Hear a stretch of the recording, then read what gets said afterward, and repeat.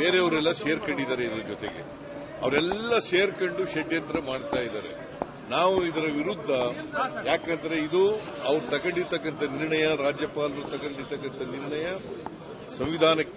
ಸಂವಿಧಾನ ಬಾಹಿರವಾಗಿರ್ತಕ್ಕಂಥದ್ದು, ಕಾನೂನಿಗೆ ವಿರುದ್ಧವಾಗಿರ್ತಕ್ಕಂಥದ್ದು.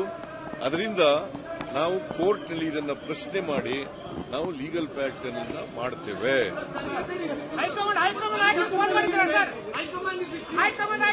High command is with me. The entire cabinet is with me. The government is with me. All MLAs are with me. All Congress MLAs are with me. MLCs are with me.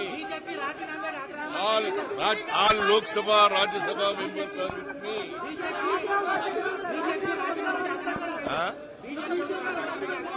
ಏನ್ ಹೇಳಯ್ಯ, ಅವ್ರು ಹೇಳ್ಬೇಕಾ? ನಾವು ರಾಜೀನಾಮೆ ಕೊಡ್ತಕ್ಕಂಥ ಯಾವುದೇ ತಪ್ಪನ್ನು ಮಾಡಿಲ್ಲ. ಅವರು ತಪ್ಪು ಮಾಡಿರ್ತಕ್ಕಂಥವ್ರು. ಅವರು ಕಾನೂನು ಬಾಹಿರುವ ನಡ್ಕೊತಾ ಇರ್ತಾರೆ, ಅವರು ಸಂವಿಧಾನ ಬಾಹಿರುವ ನಡ್ಕೊತಾ ಇರ್ತಾರೆ. ಇವತ್ತು ರಾಜಭವನವನ್ನ ರಾಜಕೀಯ ದಾಳವಾಗಿ ಉಪಯೋಗಿಸ್ಕೊತಾ ಇದ್ದಾರೆ. ರಾಜಭವನದ ರಾಜ್ಯಪಾಲರು ಅವರು ಕೇಂದ್ರ ಸರ್ಕಾರದ ಕೈಗೊಂಬೆ ರೀತಿಯಲ್ಲಿ ಕೆಲಸ ಮಾಡ್ತಾರೆ.